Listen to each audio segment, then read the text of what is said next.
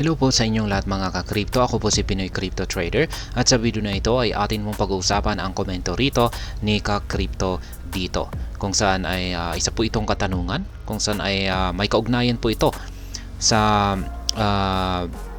video tungkol sa 1 cent dream ni Shiba Inu, kung posible nga ba niyang magawang akyatin ang presyong 0.01 or 1 cent sa hinaharap. Kaya ayan, ang kanyang tanong dito ay pwede kayang utility lamang maski wala ng pagsusunog, ay magagawa nga bang akyatin ni Shiba Inu ang presyong 1 cent or 0.01. At yan po ang ating pag-uusapan sa video na ito. Pero bago po tayo magpatuloy ay nais ko lamang po munang bigyang linaw ang aking disclaimer kung saan ang nilalaman po ng video na ito ay hindi po ito isang financial advice. For education and information purposes lamang po ang layunin nito. Maliban po dito ay nais ko na rin pong magbigay babala na wala pong kahit anumang group chat ang Pinoy Crypto Trader. Ayan. Posible kaya na magawang akyatin ni Shiba Inu ang 0.01 or 1 cent sa pamamagitan lamang po ng mga utilities nito. Ayan, mga projects or mga developments nito. Sa aking sariling opinion lamang ay sa tingin ko mahihirapan po siya at parang napaka-imposible po kung aasa lamang po tayo sa kanyang mga utilities. Pwede sana ito kung hindi gaanong malaki yung supply nitong si Shiba Inu. Napakalaki po kasi ng kanyang supply, kaya ito po yung isang malaking hadlang yan sa kanyang pag-angat sa mataas na presyo. Kailangan po talaga na mabawasan ito, kaya napakahalaga at napakahalaga po talaga na ng pagsusunog or pagbe-burn sa kanyang supply para mabawasan ito. Yan, kung i-check po natin sa kanyang Shibborn portal, ayan, nandito po yung mga detalye tungkol sa kanyang kasalukuyang supply. Yan, yung kanyang yung original supply po nito ay nasa 999.9 trillion na SHIB tokens. Pero may nasunog na po na 410.7 trillion. Kaya yung natitira na lang ay 589.2 trillion na SHIB tokens yung natitira.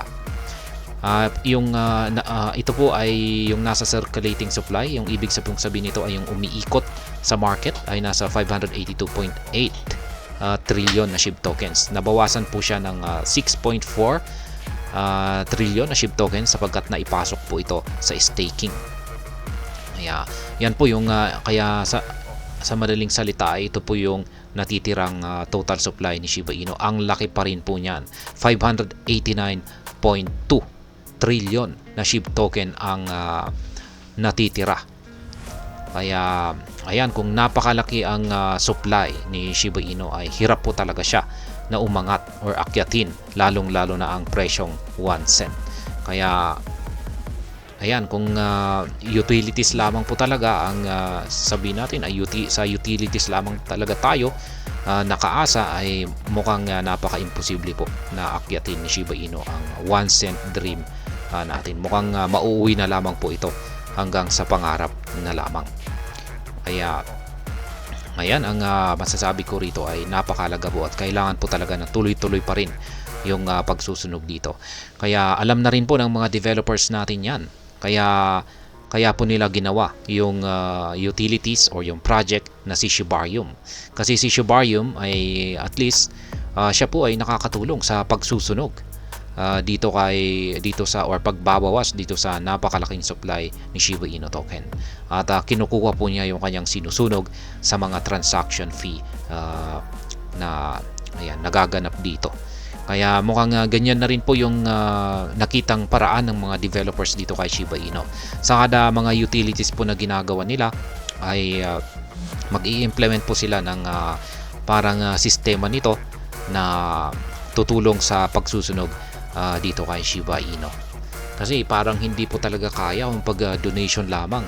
Yan, ito po yung nandito po sa ating Shibborn portal ay mga donations lamang po ito. Mga voluntary po ang nagsasagawa rito.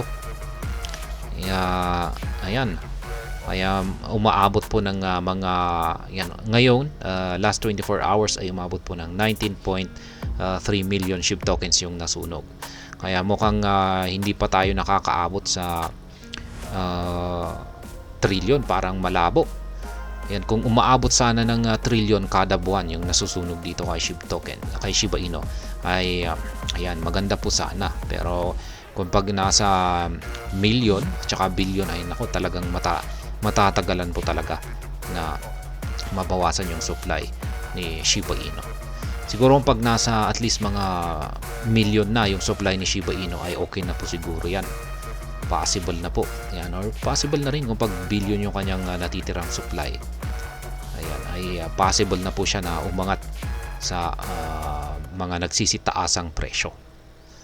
Kaya ayan, para kay ka-crypto, ang masasabi ko po rito ay mas maganda kung pagsabay na lang utilities at saka pagsusunog. Yan, hindi po pwedeng utilities lamang or pagsusunog lamang. Yan, kailangan po talaga pares yan. Magkasama po talaga sila. At yan po talaga ang magdudulot sa tagumpay para kay Shiba Inu na akyatin niya ang mataas na presyo. Katulad na lamang ng 1 cent dream natin dito. At hanggang dito na lamang po tayo sa video na ito. Sana po ay inyong nagustuhan ang aking paliwanag dito. Kung inyo po itong nagustuhan, pag-click lamang po ang like button nito. Para naman po sa mga bago lamang dito, kayo po ay aking inaanyayahan para mag-subscribe. Pag-click na rin po ang bell icon nito dahil ito po ang siyang magsisilbing notification nito sa mga bago kong videos na akin pong ina-upload sa aking YouTube channel na ito. Marami pong salamat sa panonood. Ingat po tayo lagi at God bless po sa ating lahat.